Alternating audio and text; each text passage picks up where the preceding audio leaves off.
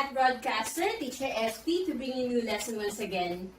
Today, we're going to determine how to find the sum of the arithmetic sequence. I hope you will enjoy while you learn. Let's hear a short story about Carl Friedrich Gauss. A teacher asked her students to find the sum of the first 100 counting numbers, like 1, plus 2, plus 3, and so on until they reach plus 100. Carl found the trick and was able to do it in few seconds only. Let's find out how.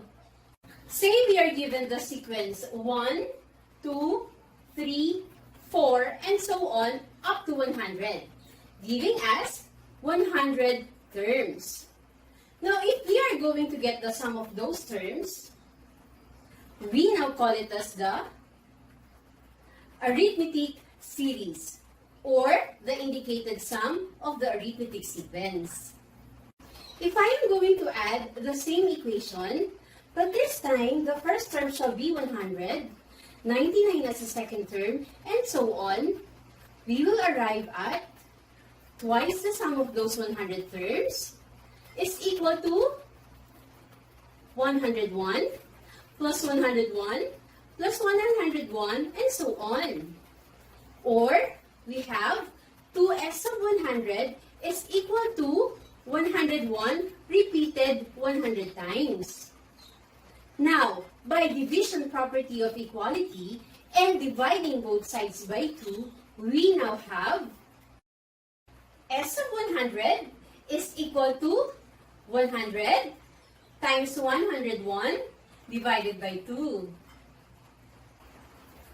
Deriving the formula from s of 100, where 100 represents the number of terms, is equal to 100, which is our n, times when we add 1 plus 100, or the first and the last term divided by 2.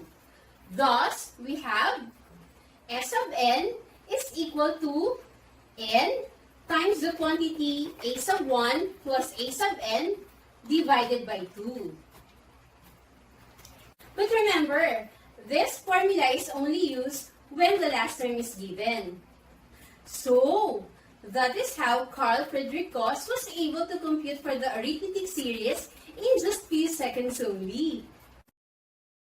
Let us have an example.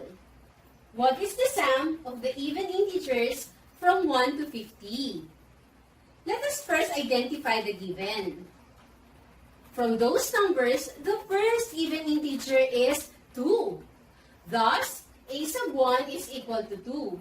And the last term is 50. Therefore, a sub n is equal to 50. Now, from 1 to 50, there are only 25 even numbers.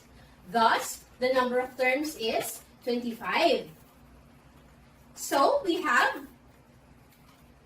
s of 25 is equal to 25 times the quantity 2 plus 50 divided by 2.